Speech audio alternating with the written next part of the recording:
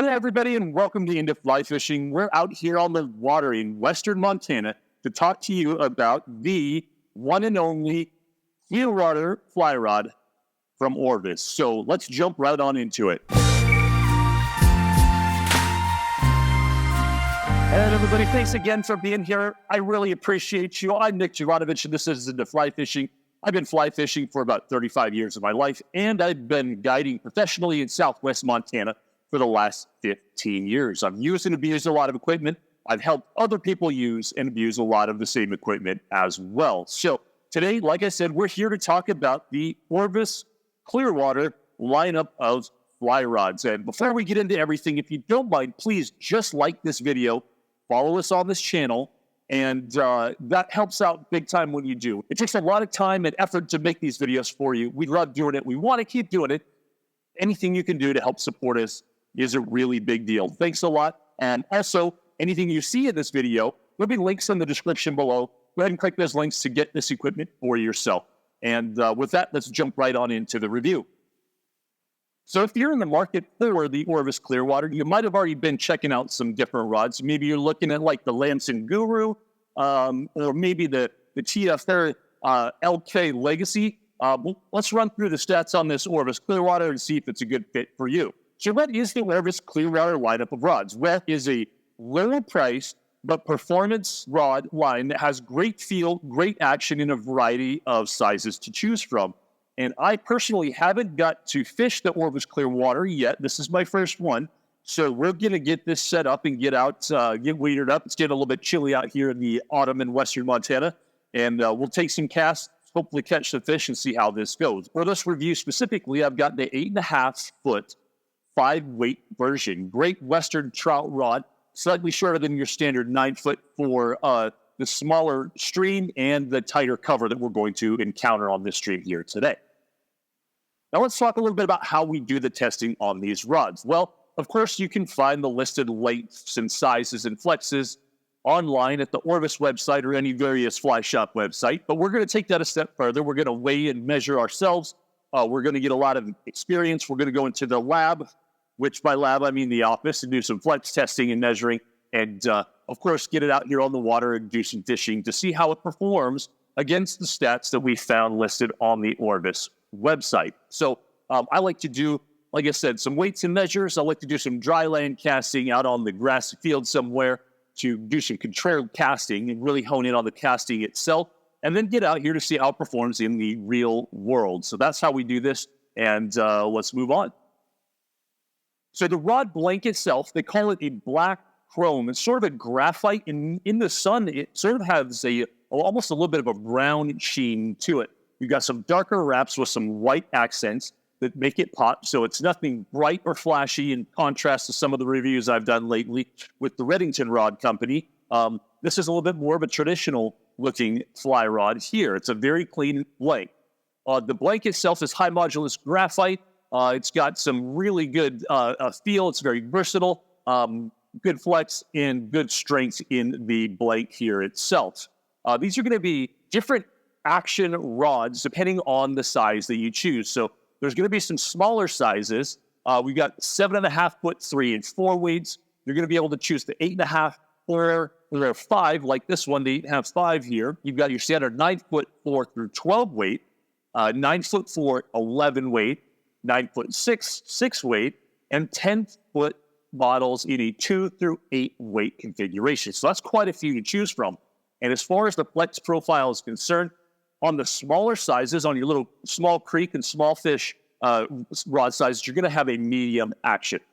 In the medium rod sizes like this one here, you're going to get a medium fast action, so a blend of the two. And on the bigger, heavier duty rods, you get a fast action blank. Oh, and don't let me forget to mention there are actually two-hand versions of the Orvis Clearwater as well. So if you're into switch or spay casting, you have the two-hand versions. So what about the componentry on the Orvis Clearwater? Well, the guides here, we got some chrome snake guides. You got chrome stripping guides here with a black ceramic insert, and it's kind of a smaller stripping guide. Some of the rods like to hang them down and make it pretty big. On this version, at least on this 8.5 foot 5 weight, you're going to get a smaller stripping guide that's closer to the blade itself. The reel seat is black anodized aluminum, and it's an up-locking reel seat, and it's just a single locker. It looks like it's a double locker, and unfortunately, it's just a single locker, but you have a little gasket in there too, and this thing does seem to stay pretty tight just fine. It is paired with the Orvis Clearwater Reel on this setup, and I'm going to be fishing it with some lancet too. The cork itself is a pretty decent grade cork, and it's going to be the single wells style on this rod. On the bigger versions, you're going to get the double wells with the fighting bed, and of course, the two-hand versions, you've got the foregrip and the back grip, both this very nice, soft, but responsive grade cork. And the tape that this thing comes with is a Kroger-wrapped hard plastic tube to keep your investment safe. It's got a zippered end, and it doesn't come with a rod sock, a separate rod sock. The inside of the tube has actually got some dividers, which there's some pluses and minuses to that. It's just something else you don't have to deal with. It's very simple and straightforward. But if you take your fly rod out to travel and you have a separate travel suitcase for all your rods, then you just have to buy a new rod sock to travel with your Orvis Clearwater. So pluses and minuses there. The rod tube is totally fine, pretty standard with a lower to mid-range price rod. All right, everybody, we got quite a bit of casting in today. A little bit of catching, but definitely more casting. We had some weather move in on us and happy trout. You know, we had that change and kind of shut things down a little bit, but we got a few. Anyhow, so the casting on this, after pushing it around for quite a while, is pretty nice. You know, it really casts like a rod out of its price range, above its price range. And I like to break it down into your basic casting distances. We got a short, medium, and long. So the short distance cast, we're talking a 0 to 30, theoretically. That was pretty easy to do. You got plenty of backbone, even on this shorter 5-weight, so you lift line and load easily. I'm using a Rio gold line on my Lamson reel here with this Orvis Clearwater. And it seems to be a pretty good combination. So that 0 to 30, super easy. Your medium distances, that 30 to 60 foot range, very, very nice. The rod felt very nice. It loaded easily. It pushed the line quite comfortably. The accuracy actually ended up being a little bit better than I expected it to be for a rod, again, in this price range. And into the long distance casting category, that 65 plus, did start to taper off a little bit, not like a fast action rod with a little bit more tech in it that has a little bit more lateral stability. It just wasn't quite as accurate, wasn't able to push the line quite as well, but it wasn't terrible either. So dialing back to that mid-range where you're going to fish most often, that 30 to 60 foot cast, very comfortable on this rod for sure. So let's give a summary of my personal experience casting this rod. That medium fast action actually had some really crisp feel. I was a little bit surprised. I'm used to some of the rods labeled as a medium fast action, feeling a little bit more on the medium side versus the fast. And that was the case with this Clearwater. It actually did feel like a medium fast with a little bit more accuracy than I actually had anticipated. So that was a nice surprise. So what are the pros with this rod? Well, I can't stress enough, you're getting an exceptional performance to value ratio here on this Orvis Clearwater. Clean, sharp, modern looking rod for sure. It's very, very nice. That dark gray / black look with the white contrast on it. It's a very sharp looking rod.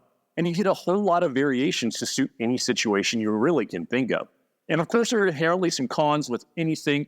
The cons on this one, it's a little bit confusing for beginners. There's so many options that in this price point, you're usually targeting beginners or intermediate or lower intermediate. And there's going to be some confusion with those newer fisher peeps on this rod. You're going to have to get some guidance as to which rod will work best for you in your situation. And the rod weight and the rod feel, it might be slightly heavier than a higher priced rod of the same configuration. It's not really noticeable. It's definitely not going to kill the deal for me, especially seeing as the casting feel on the flex was so wonderful. It's not going to be a deal killer. It is a little bit heavier. That swing weight is just a touch heavier than a rod, a little more expensive rod in this same kind of a configuration. So let's say warranty that Orvis is going to give you on this. Well, they have currently switched away from the limited lifetime warranty. Let's be honest, a lifetime warranty on a rod is just really hard to do. I know I have people in the rod industry and they'll have folks who have purchased a rod 30, 40, 50 years ago, calling in and trying to get a warranty on it. That's really hard to do. It's just components that aren't being made anymore, blanks that aren't, being made anymore. I think 25 is really quite a fair length of time for a rod warranty. Of course, that's to the original owner. Now, what about the price on this rod? Well, these single-hand rods, I'm happy to tell you, come in at $249. Again, I can't stress enough, pretty dang good value. If you want those two-hand versions, which we're not really talking about too much in this video today, you're going to pay $398, but these single-hand versions with all those different configurations, $249.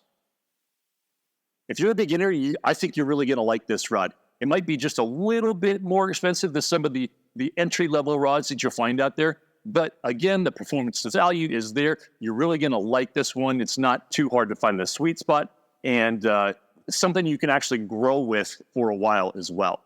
Price-savvy intermediate fisher peeps, they're going to like this one as well. Again, the performance to value is absolutely dripping off of this rod.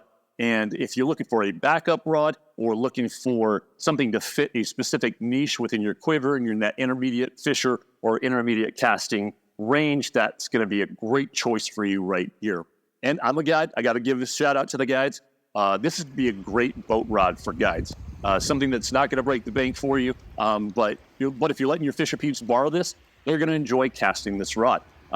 If you're guiding somebody who's newer to the sport of fly fishing, they're not going to struggle to find the sweet spot casting this rod. So that's a really good thing. All right, everybody, that's about all the time I have for you today. I hope you enjoyed the presentation there on this Orvis Clearwater series of rods. We really enjoyed doing it for you. If you did like it, please hit that like button down there below the video and follow us on this channel. It helps out big time when you do that. It really does. It takes a lot of time and effort to do this for you. We're not doing it. We want to keep doing it. So anything you can do to help us out there is a big deal. Also, of course, the links for the equipment in the description below. If you like what you saw, you want to try this out, hit that link down there and you'll get your equipment set right to you. And that wraps it up for us today. Again, folks, thanks for joining me on the water. This is Into Fly Fishing. I'm Nick Jovanovich, and we'll see you out here next time. Take care.